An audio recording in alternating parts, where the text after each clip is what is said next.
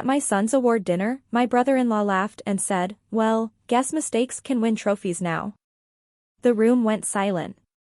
My 9-year-old dropped his fork and looked at me like he'd done something wrong. Before I could even stand up, a calm voice from behind the room said, "Say that again, and explain it to the judge." Every single smile disappeared. My name is Lauren Hayes. I'm 31 years old.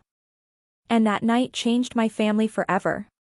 The dinner was supposed to be a celebration. A quiet one. Nothing fancy. Just close relatives, a rented private room at a restaurant in Frisco, Texas, and a banner that read, "Congratulations, Noah." My son had just won a district-wide academic award, top student in his grade. Something he'd worked for all year. I watched him sit there in his little button-down shirt, swinging his legs nervously, proud but trying not to show it. That alone made every sacrifice worth it. Until my sister-in-law's husband decided to open his mouth. We were halfway through dinner when Ryan, my brother-in-law, raised his glass. He smirked. Not a toast. Not congratulations. He leaned back in his chair and said loud enough for everyone to hear, "Well, I guess even mistakes can shine sometimes." A few people chuckled awkwardly. Then he added, "Guess not having a real father doesn't slow a kid down after all." My son froze. Fork halfway to his mouth. His eyes filled with confusion, then shame. He looked at me like he needed permission to breathe. And that's when I realized something terrifying. This wasn't new. This wasn't the first time they'd said things like this. It was just the first time they said it in public. I had Noah when I was 21. His father disappeared before the pregnancy test dried. No drama. No goodbye. Just gone.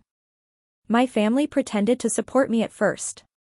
But my sister-in-law, Karen, made sure I always knew where I stood. Little comments. Little looks. "Oh, you're still doing it alone? That must be hard. Kids need structure. You know. A father." Ryan followed her lead. Smarter. Crueler. Always said with a smile so no one could call him out. Birthdays? They showed up late. School events? Left early. Anytime Noah succeeded, they found a way to make it uncomfortable. When he won the science fair, Karen cried about how unfair it was that some kids had more support than others. When he made honor roll, Ryan joked about pity points.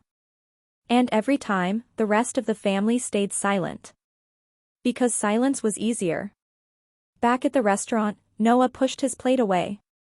"I'm sorry, Mom," he whispered. That sentence shattered something in me. Before I could speak, chairs scraped behind us. A man stood up near the back wall. Calm. Well-dressed. Unfamiliar. He walked forward slowly and said, very clearly, "Who exactly are you calling a mistake?" The room froze. Ryan's smile vanished. Karen's face drained of color. My father dropped his napkin. The man stopped beside our table and looked down at Noah. Soft voice now. "You didn't do anything wrong, buddy." Then he straightened and faced the family. "My name is Daniel Moore," he said. "I'm a family law attorney." And then he added the sentence that ended everything, "and I've been documenting this behavior for over a year." Daniel placed a folder on the table. Inside were printed screenshots. Text messages. Emails. Social media posts. Things Karen and Ryan had said about my son behind closed doors. Even worse? Messages sent to Noah's school questioning my fitness as a parent. Anonymous tips. Fake concerns. All traced back to them. Karen tried to speak. Daniel cut her off. "You don't need to explain," he said. "You've already explained yourselves, in writing." He turned to me. "Lauren, the petition for a protective order was filed this morning." Then he looked at Ryan. "And the defamation case will be served tomorrow." Karen started crying.